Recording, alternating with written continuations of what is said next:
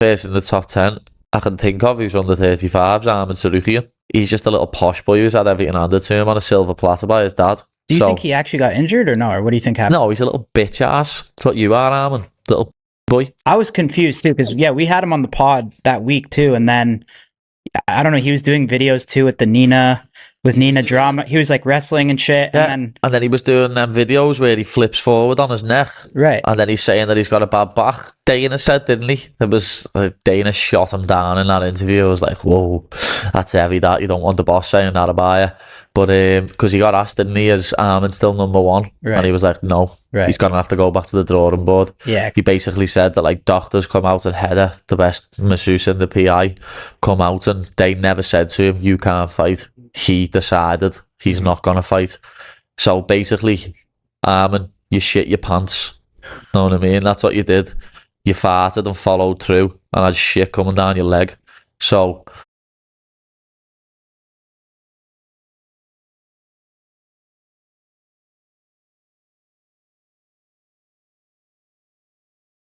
I'm smelling an upset, bro. I think with Paddy Pimblett, dude, I think he's gonna bring in the grappling. I think he might pull guard on this, dude.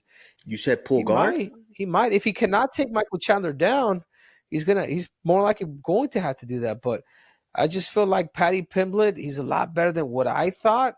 And what he was able to do to Bobby Green, his transitional stuff. I mean, you know what I'm saying? Like, dude, we gotta put some respect on that dude's name. And he's only gotten better, bro. Like, I just feel like with Michael Chandler, I think the UFC know what they're doing. And they're doing a 5-rounder. Like, think about it, too. I think Paddy Pimblett is a lot better than what we think. And I'm smelling an upset here. And I do believe that he could, a win over Michael Chandler could put him in a really good position where he could be one fight away from fighting for the title.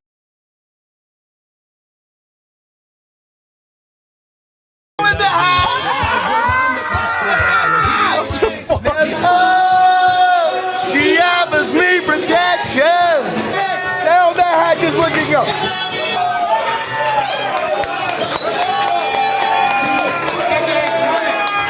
Can you meet my girl real quick? Hell yes, sweetheart. What's your name? Nice to meet you, Layla. Layla, nice to meet you, baby. Stunt Big Papa Pump Scott Stein.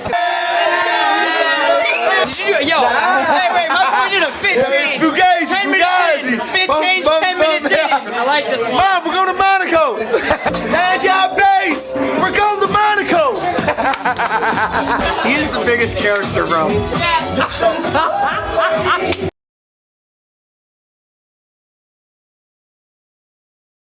It is a very tough spot. I mean, Volkanovski's name ever returning to the discussion of a title fight, that will simply never happen again. Volkanovski's name popping up with the right kind of loss, and I'm talking about if he gets laid out or he gets stopped, which is Lopez's greatest path to victory, by the way, people are going to be calling for retirement. That's going to give him four losses out of his last 5. It's going to be a number of years spread over a couple of different weight classes. I don't take a pride in that.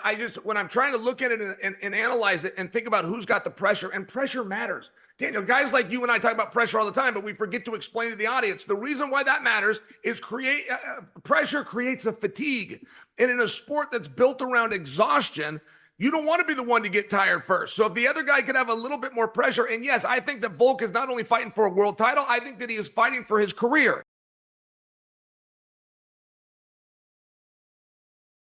Like Hunter called, he told me I got the sphere, but 10 weeks out, 2 weeks before that, I had torn my labrum.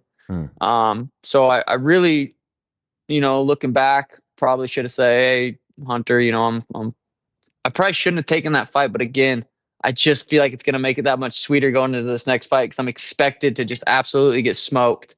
And I enjoy being in this position. I've been in this position before against Aljo. I wasn't supposed to go out there and win that fight. So I feel like this is a very similar position, and I know I'm capable of beating Merab. I wouldn't want this rematch. That last fight, wasn't. I mean, it was close in a sense, and it wasn't. The second and fourth round were the rounds he won. He dominated those rounds. I won on the judges' scorecard the third and the fifth round. The first round, in most people's eyes, they said Merab won that fight. If you look at damage, I believe I did more damage in that fight, but I wouldn't want this fight. I wouldn't have asked for this fight. I wouldn't have accepted this fight if I didn't know I could go out there and beat Merab.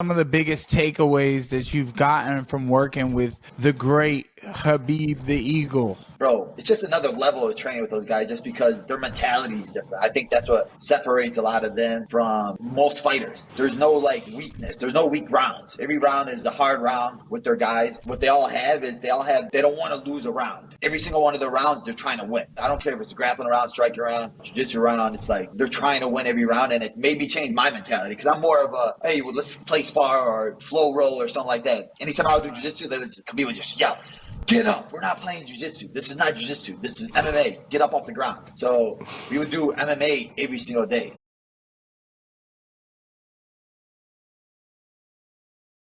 You think Belal's going to beat JDM, I heard you say, right? Yeah. You think it's not going to be close? So. Bro, I think by unanimous decision and still, with always the same boring game. I think not any surprise during the fight. Who do you think is going to be the first one to beat him? To beat Belal? If not Shavkat, I think Carlos. That's what you were supposed to say. You, right? You're Carlos. Yeah. I was waiting for you to say it's going to be me. Yeah, but first, after Jack de la Madalena, we're going to have Belal against Shavkat, probably. Yeah, and you think Shavkat wins that? And bro, I don't know. Because Belal is really good on his game, but Shavkat is really good also. But I don't know. I'm not sure about that.